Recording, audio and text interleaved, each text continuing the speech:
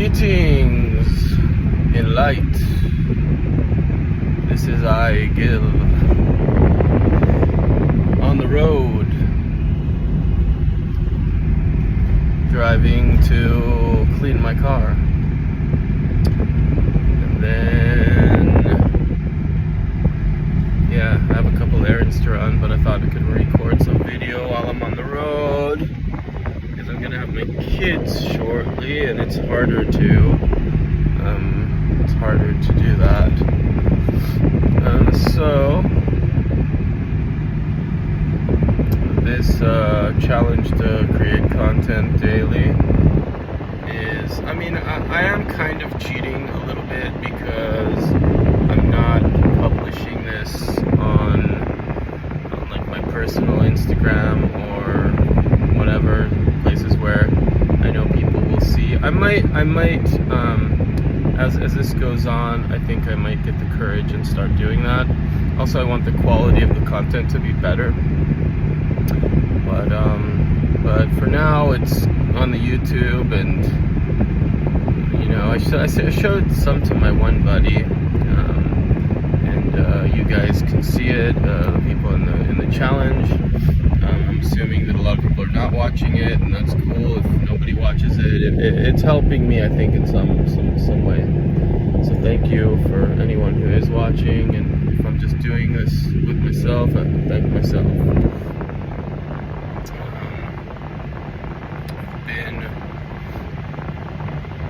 I was thinking about a couple things. A long time ago, maybe like about 10 years ago or so, there were two books that I listened to on audio. One was Hooked by Nir Eyal, and one was, what was the other one? I forget the name. It was really similar to the Hooked, but it was by a guy, maybe Jonah Bergner or something like that. I should look it up. It was called Infectious, or I forget. It was the same kind of concept of like how to create viral content that people get hooked. And they're both science-based people, and I've seen people that have been very successful, like Andrew Huberman, for example.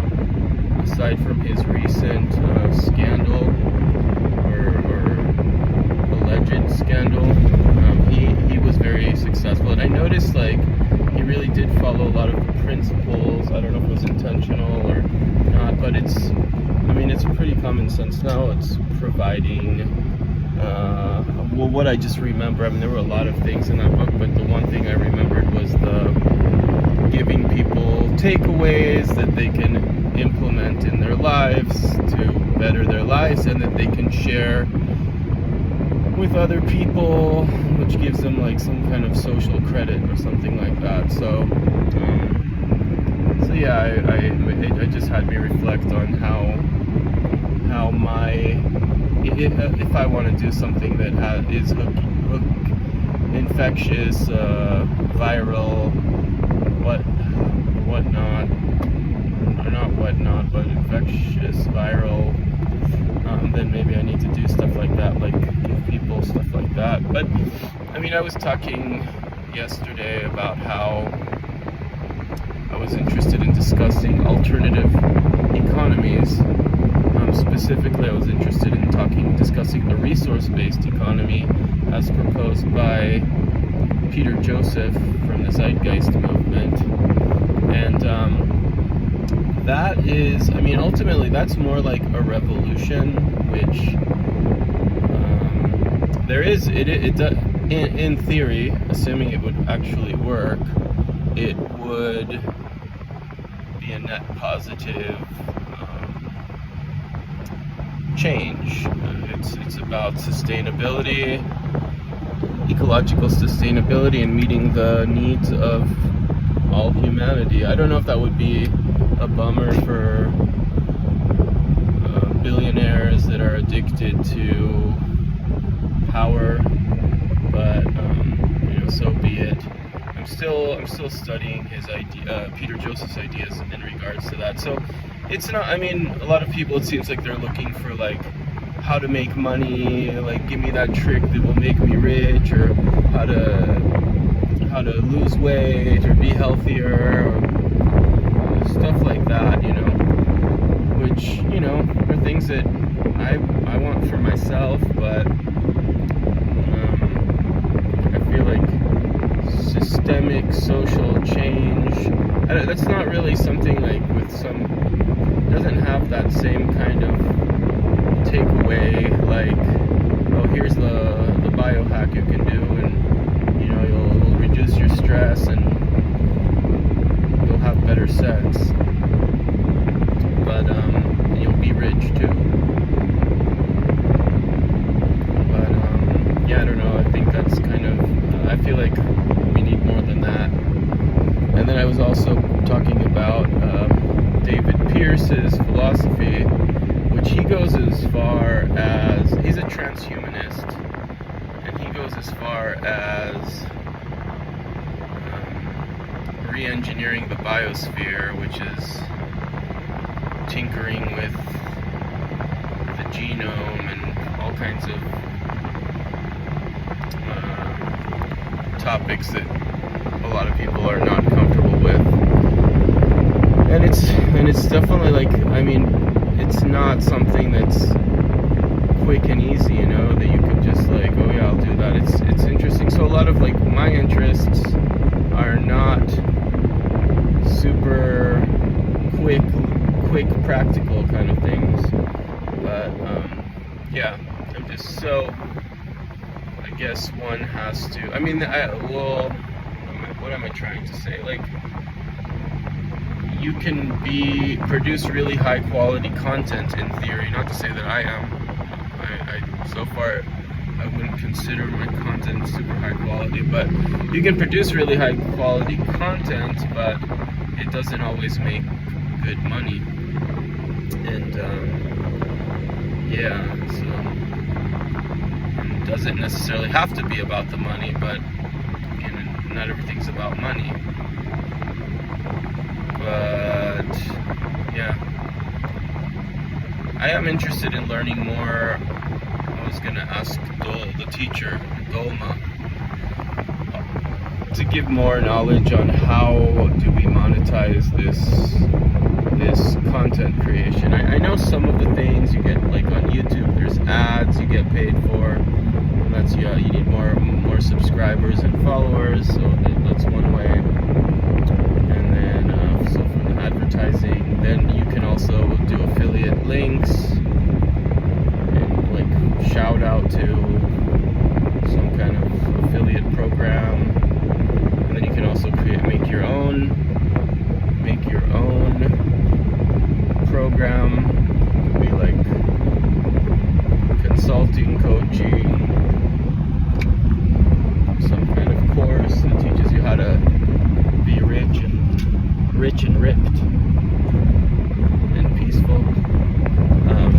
So yeah, I've actually I cringe by the, I don't know if cringe, but something about the life coach, which is cool, I'm not, it's just the calling oneself a life, like I've actually thought of becoming, I was thinking more like to call it an anonymous, or not an anonymous, sorry, confidential listener, and I would give my 2 cents or my wisdom to people. I really enjoy talking to people, and a lot of people talk to me about their life, what they're dealing with and whatnot, and I don't know, it's something I enjoy actually, so I was like, oh, maybe I could do something like that, and then through the content creation have a link to that. So anyway, so it'd be like a sort of marketing kind of thing or something. Yeah, the whole, going back to the resource-based economy, in that economic system, we phase out money, and money's no longer no longer the motivator. So I mean, I haven't yet really said anything about what it is or explained it, and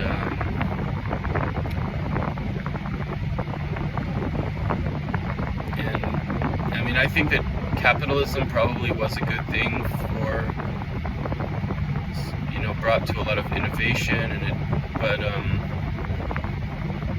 as far as how I understand it, I don't know if it is incentivizing the best out of humans, and if it's good management of resources. Yeah. Oh, it's 11 minutes already. Cool. Some like longer content, I guess. And, so yeah, I'll give you a takeaway.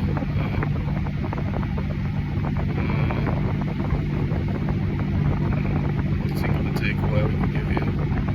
There's a quick one. You know, Andrew Huberman teaches the physiological side. I need to look. I'm on my phone. I'm on my phone, so I can't like look up all the benefits. But supposedly, according to his research, it's the quickest way to calm down, to reduce stress. I know it has. I'm trying to remember. It's good for heart rate variability. Heart rate variability is associated with good health, and it's a good way to de-stress quickly. And something about your autonomic nervous system. What does it do? It activates it, maybe. But basically, he said it's a similar kind of breathing that we do when we're like cry, like when you like go like when you're crying. So it's an inhale. I think about 70% you fill your lungs through your nose, and then another inhale right after that. You fill it all the way up, and this is all through the nose.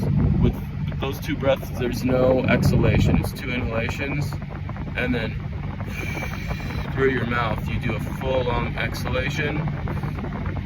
And you can do a couple of those. Like I'll do one. Look.